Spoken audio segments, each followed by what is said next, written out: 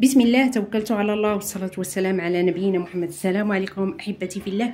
اليوم إن شاء الله غنقدم لكم لانشون منزلي بطريقة جد رائعة، وكيجي بحال فمي على شكل على هذا الشكل، بواحد الطريقة عاوتاني أخرى من أروع ما يكون. هانتوما كما كتشوفوا معايا راه ما شاء الرحمن، تستعنوا به في رمضان إن شاء الله، تستعنوا به للقوتين الوليدات، وراه صحي بدون مواد حافظة، طبيعي 100% بدون منكهات. كنتمنى ان شاء الله ينال الاعجاب ديالكم وتجربوه ويصدق لكم. تفضلوا معايا الان المراحل وطريقه التحضير، فرجه ممتعه. تبعوا المراحل بشويه بشويه، وراه ان شاء الله غيصدق لكم كما كتبغيو. ان شاء الله راه النكهه تاعو ما شاء الله من اروع ما يكون. دابا ان شاء الله غندوز معكم للتتبيل ديال الكاشير ديالنا بلا دند. هنا عندي هاد الكميه ديال الدجاج اولا دند على حسب اللي عندكم متوفر. غندير شويه الملح على حسب الذوق، راس معلقه ديال البصله بودر،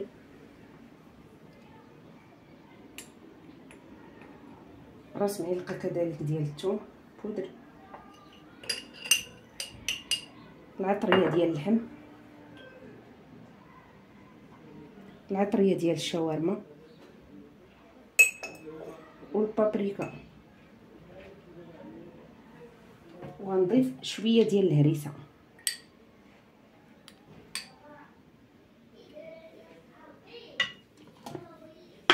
وشويه ديال قطرات من الصلصه ديال السوجه، ونخليهم يرتاحوا تقريبا واحد نص ساعه عاد ندوز المراحل الاخرى. دابا بعد ما تركت هاد القطعات خمروا ليا شويه، غنديرهم دابا هنا في هذا الخلاط بسم الله.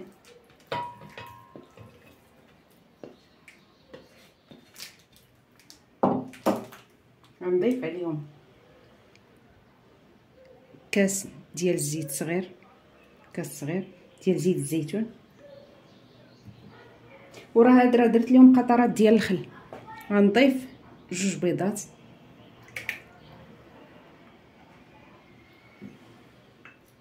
غنضيف 2 ديال كيري مربع ولا المثلث، المهم اللي كان متوفر عندكم، وإلا ما كانش كاع تقدروا تستغناو عليه.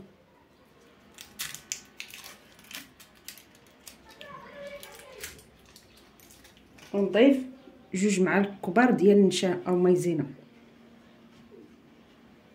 دابا غنخلط هاد المكونات ونعاود نرجع معكم. ها القوام ديال اللانشون ديالنا بعد ما طحنتو صار القوام ديالو على هاد الشكل. غنديرو هنا بعد ما فرشت هاد البابي سلوفان،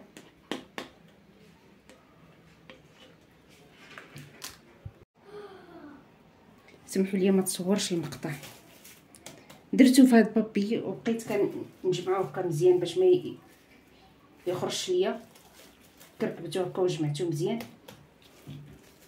دابا غنعاود ليه عاوتاني سلوفان اخر ونديرو في بابي. دابا غندوز نفشو شويه بواحد الابره صغيره باش يتنفسوا ليا هادو، باش ما يبقاو، باش يعطيني لانشون كله داير ما يدخلش ليا فيه الهواء، ونعاود ليه عاوتاني سلوفان الاخر. دابا غنبقى نفش بهاد الابره باش يخرج ليا النفس.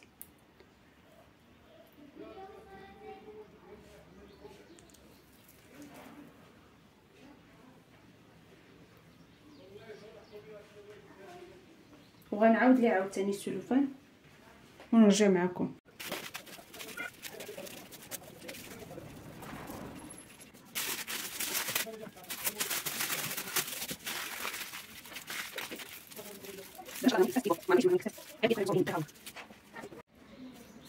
دابا غنحطو في الكسكاس كما قلت لكم ونخليه يبقى يفور تقريبا 45 دقيقه، ونعاود نرجع معكم في الشكل النهائي. ها هو اللانشون تاعنا بعد ما حليته من الكسكاس، ونحاول نحلو بشويه بعد ما طاب. وإلا بغيتي تجربوه بحال هكا جربوه غير بالسفود، شوفوا فيه السفود ولا دوك القطيبات ديال العواد، وجربوا شوفوا واش طاب. الا خرج لكم ناشف يعني راه طايب. ها هو دابا نخليه يبرد.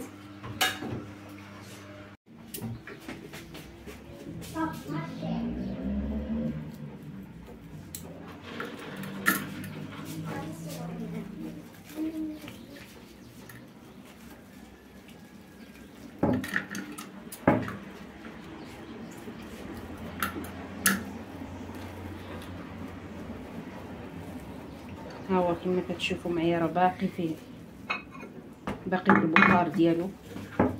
يلاه طيبته.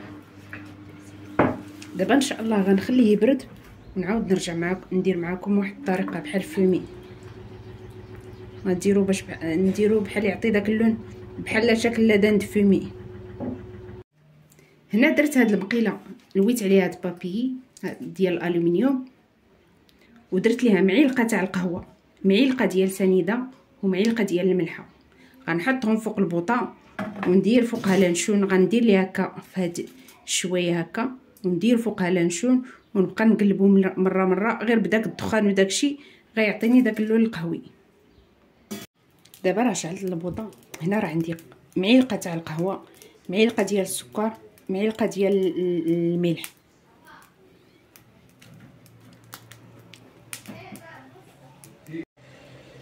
هانتوما كما كتشوفوا معايا راه داير الفقاعات.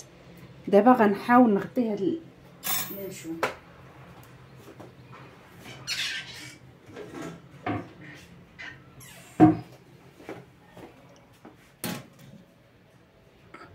غنغطيه على هاد الشكل ونبقى نقلبو.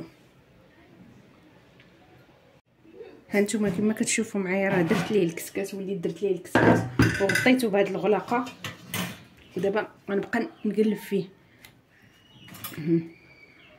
غنبقى نقلب فيه المهم حتى يشد ليا اللون بحال الشكل تاع لادانت فيمي.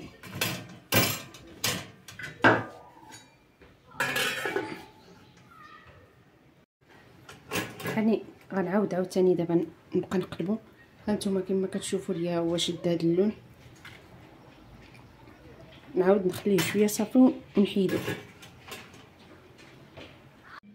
ها الشكل النهائي ديال لادان ديالنا مدخن. ها هو كي جا اللون ديالو راه ما شاء الله من اروع ما يكون. غنحاول نقطع معكم وشوفوا سبحان الله راه جا بحال داك الشكل داك ديال كشير، حيت كتحيدي كشير.